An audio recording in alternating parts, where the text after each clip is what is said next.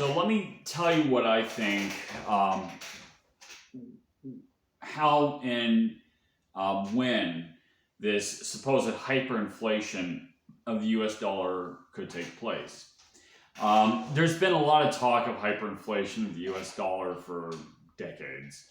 I remember back in the early 2000s, people thought that there'd be a big housing crisis and that would be the catalyst that would then cause hyperinflation. And then obviously that hasn't happened. The first piece that I want to talk about is one of Irving Fisher's equations. Irving Fisher was an economist, and he came up with a bunch of equations that I think were really good as far as describing the macroeconomy, but it goes like this. Your money supply multiplied by your money velocity, which is the number of times a unit of currency exchanges hands, equals the overall prices in the economy times the economic output of the economy. So the equation is actually really simple once you kind of play with it. So let's say if we hold everything else constant, but we increase the money supply, well, that would increase prices, right? Because if we hold money velocity constant and we hold economic output constant, that's the only other part of the equation that could rise with the rise in the money supply.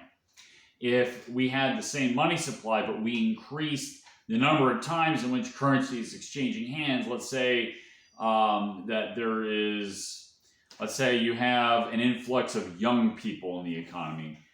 Let's say the baby boomers, for example, in the 1970s, late 1970s, you had a period of inflation. Part of that is because you had a generation of young people buying cars and houses and things like that, which pushed up money velocity. There were other things that were going on too, like there were shocks in the like in oil, for example. But that was one of the reasons why you had very high inflation at that time. You look at Japan, where they've been increasing the money supply, and yet they don't have anything like hyperinflation. In fact, they're quote-unquote supposedly fighting deflation in that economy, and that's because Japan's demography, if you look at their demographic period, it looks like this. You've got a lot more older people than younger people. Japan sells more diapers for old people than they do for babies, and as a result of that, your money velocity just keeps dropping and dropping. So that's why they can continue to print Japanese yen, and they don't have their tendency is actually for deflation because their overall economy is in a deflationary state because of their demographics. So there's a lot of things going on. And then also I want to point out, if you were to hold money supply and money velocity constant, if you were to, say, destroy economic productivity, let's say during the COVID shutdown in 2020, the whole pandemic, that would cause prices to rise because you don't have the output. Let's say you have less farm products that are getting to market because, say, a bunch of food processing plants, accidentally, quote, burned down. And so that causes prices to rise for food. You didn't have to increase the money supply for the prices to rise in that setting. So you get, it's a very basic algebraic equation. So that was a mouthful. That took me about 4 minutes to explain. So here comes the next part. We have something like an inverted demographic pyramid. It's not as bad as Japan, but the United States looks kind of something like this. And actually, past the Zoomers, it actually goes a lot lower. And that's even with, if you count all these immigrants that are coming into the country. So that's another story in itself. But we have ever so more decreasing money velocity. We have the baby boomers retiring. The millennials are in the process of aging. If they're going to buy a house, they already did it by now, most of them. And we have, our population is declining.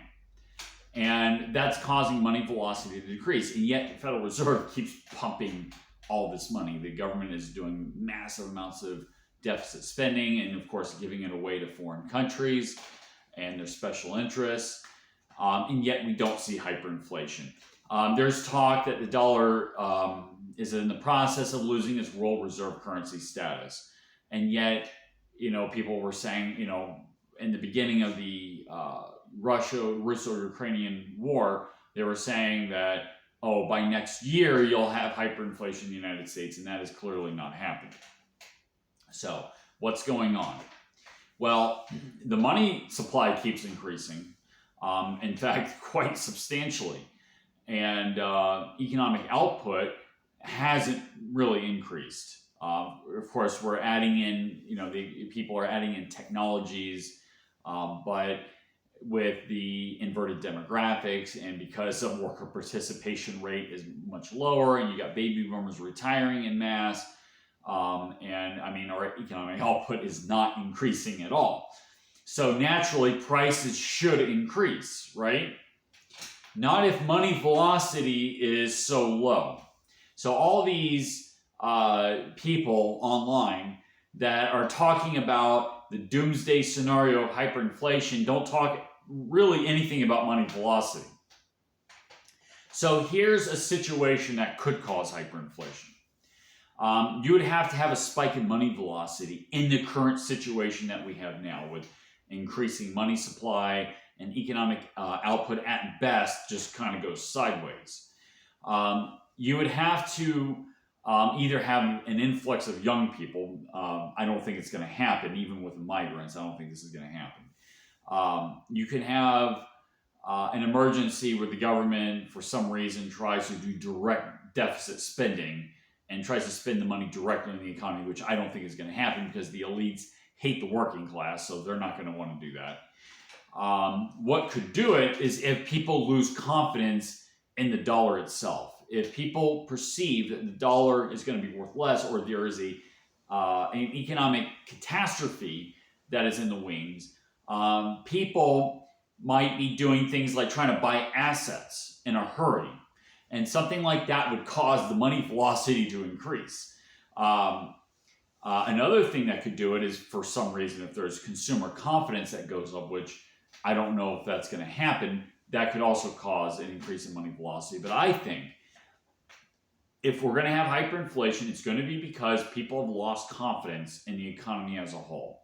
People are going to have the expectation that the dollar is not going to purchase what it does today for tomorrow in a relative short period of time. In other words, it's going to be a substantial drop in the value of the dollar. And if people perceive it that way, that would cause a spike in the money velocity. And you could see hyperinflation like that in our current situation. But that's the key. It's actually psychologically driven. So as long as people have faith in that system, in the mixed economy that we have in America, if people perceive that the dollar is the best place for their capital because the Chinese yuan is in big trouble, the Chinese economy is not looking great despite what some people say, and Europe is not looking all that great either.